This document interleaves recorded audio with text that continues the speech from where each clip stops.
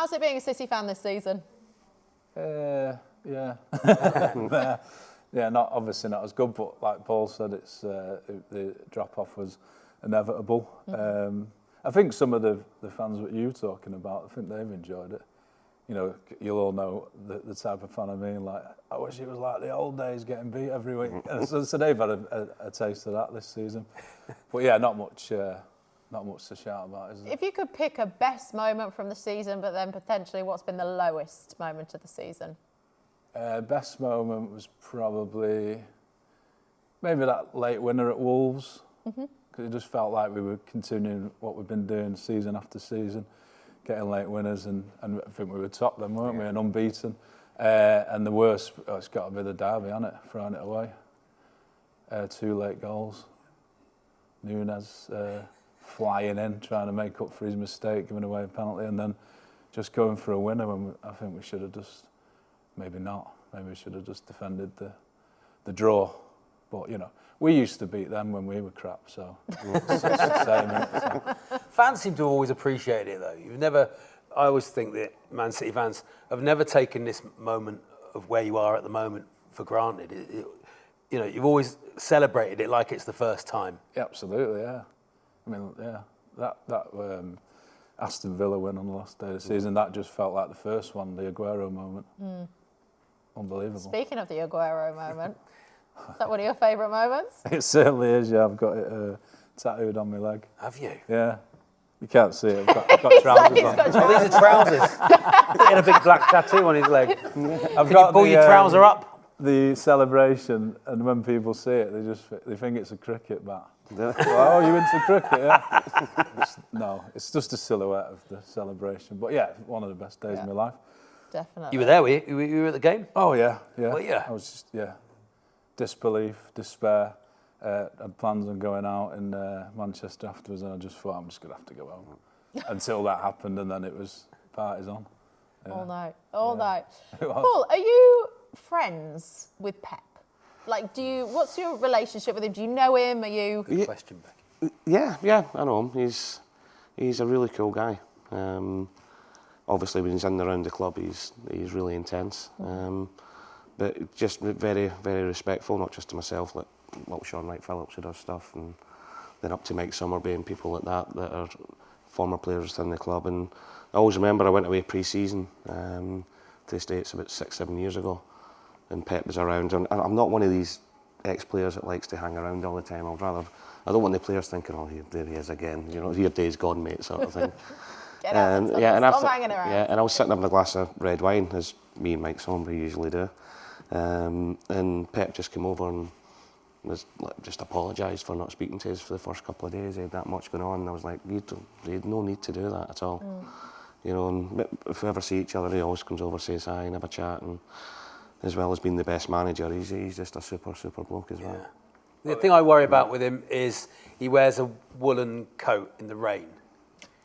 I worry about that. He can pull it off, though. I know he can pull it off, but I worry about it shrinking or, going out of shape. I don't know if you have the same vibe for him, Mike, or you're not worried about that? Because it's Stone Island, isn't it? That's what he wears when he takes the badges off. Yeah, does look but they talk about changing lots of managers talk about changing the DNA of clubs. He's the blueprint, isn't he? He's absolutely gone in and made that happen. Yeah, but he couldn't have done it without Paul's goal in '99. Oh, thanks, mate. Because we would have just, downhill. Yeah. Well, let's talk about that. I think he's changed the DNA of English football. And all the way down the tiers, I never thought I'd be watching a North West Counties non-league game in Stockport, and you've seen the goalkeeper playing out from the back, and he's done it as well. But it's incredible what he's done at the club. You go down to the training ground and you see the under-60s and under-7s and under-8s playing exactly the same way as the first team. You watch the 16s, you watch the 18s, you watch the 23s. It's like carbon copy without the first team players at the Etihad. So, and it's pretty special to be able to do that. You can do that with the team that you've got, and I think managers, rightly so, are selfish with that. They've got to concentrate in the first team, because if they don't win, they're going to get the sack. But he's made sure that filters all the way down throughout the club. Do you think if he went down to League Two, took over, let's say, I don't know, Crawley Town or They're in League One, but you know what I mean. Or Barrow. I was going to say Torquay. But Torquay. Let's say he takes over Torquay United in the National League South. They're not in League Two. What? No, they're not. What effect would he have at that level with players of that ability? I think he would. Is he going to go and win the Champions League with them? No, but I think he would 100% make them better. Yeah. You know, it makes players better as well. You know, and I look at when he came in, and there was Vincent, there was David Silva, there was Sergio Aguero, Kevin De Bruyne. I thought they'd hit a ceiling of how good they were, but then they kicked on to be even better again, and that's just the effect he's got as a manager on these players. So I think he would have the same effect at whatever level he was managing at. Would you have liked to play under him? I would never get anywhere near his team. yeah. I'll be all right pressing. Just I would have struggled if they gave me the ball, I think, half the time with it as well. But let's talk, we touched on it earlier, we haven't really gone into it, your 95th minute equaliser.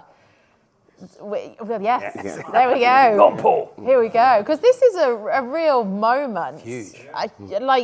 A defining moment in Manchester City's history. What do you remember about that game and kind of leading up to that goal? The lead up to the game was crazy in itself. As a young boy, it'd always been my dream to play at Wembley. Even though obviously coming from Scotland, I was there a couple of times with Arsenal as a kid, as a squad player, but I always wanted to go out and play in Wembley. So the build up for me was crazy. The City fans were unbelievable. And that season we'd really struggled, Becky. We were, I think, going into the Christmas period, we were 12th in the old Division 2, which was literally the lowest point of the club's history. And we really had to kick back on. And saying about the fans backing us through thick and thin, we could sense that they were turning a little bit as well. This was Man City; they can't be 12th in the old Division 2. And then to get to Wembley for the playoff final, we had an unbelievable run leading up to it. I think we only lost once or twice, so we're super confident going into the game. The game itself was a bit of a blur. And then just every emotion possible really came out in the space of 95 minutes, and obviously then the penalties. From the excitement of going into the game, thinking you're playing at Wembley, you've got a chance to play at Wembley, to being 2-0 down in 89 minutes and think you've absolutely blown it, seeing fans leaving the ground and thinking we're going to be back in this League 2 next season, or Division 2 next season. No disrespect, we're going to go back to the Colchesters and the Gillinghams, and I'm sure the fans were thinking the same thing as well. And then from Kevin Horlock to score, to make it 2-1. And I like to mention Kevin Horlock because he does remind me that he scored in that game as well. And he scored his penalty, and I missed mine in the shootout. And I'm the one that still gets all the credit for it 25 years later. And then the elation of scoring in the 95th minute after being 2-0 down. And then obviously going and winning. It's the most incredible game of football I've ever been involved in or watched as well. But it was so important for the club that we got promoted that year. And we knew how important it was as players, but we didn't find out until afterwards. The implications that it could have had for the club, and possible administration they were talking about, maybe even going out of business. And going back to Joe Royle and David Bernstein, the chairman at the time, they'd done so well to keep that away from the players. So if we had have known how important it was, although we thought we knew how important it was, it might have affected us how we played. And it was said it wasn't until the weeks afterwards, if they hadn't won that game, they definitely wouldn't have moved to the Etihad Stadium. Or the Commonwealth Stadium as it was at the time, because the council were pulling out, because the talks were going on then. So all different sort of ramifications, and I'm still living off that goal 25 years later. And You should have Paul on your other calf. I was going to Let him do it tonight. Get a tattoo kit and let him do it. No? Yeah, but, no. I only got tattoos when I was older, and I should have remembered yours, but I went for Aguero's. I don't mind playing second fiddle. I'll take that. When you moved, what was it, 2002? You went to Leicester under Mike Keegan. Was that a move that you wanted? Two sides to that. Yes, at the time, because Kevin wouldn't play me but wouldn't sell me, which I could never get my head round. I knew how lucky I was to be a footballer. I absolutely loved playing football, and I couldn't quite get my head round that a manager would stop somebody going to play football. Yeah. Did you ever get any reasoning for that? I had lots of discussions with Kevin about it, and I was told by some of his staff, I'm not going to name any names to stall, that he wanted to keep me there because he felt that if I went away, I would have scored goals and done well, and it would have made him look stupid. Oh, wow. At the time, I went to Leicester, but Leicester had wanted me all that season, and won the Premier League at the time. City were in the Championship, as was it now. So whether it was an ego thing, he never explained that properly to myself.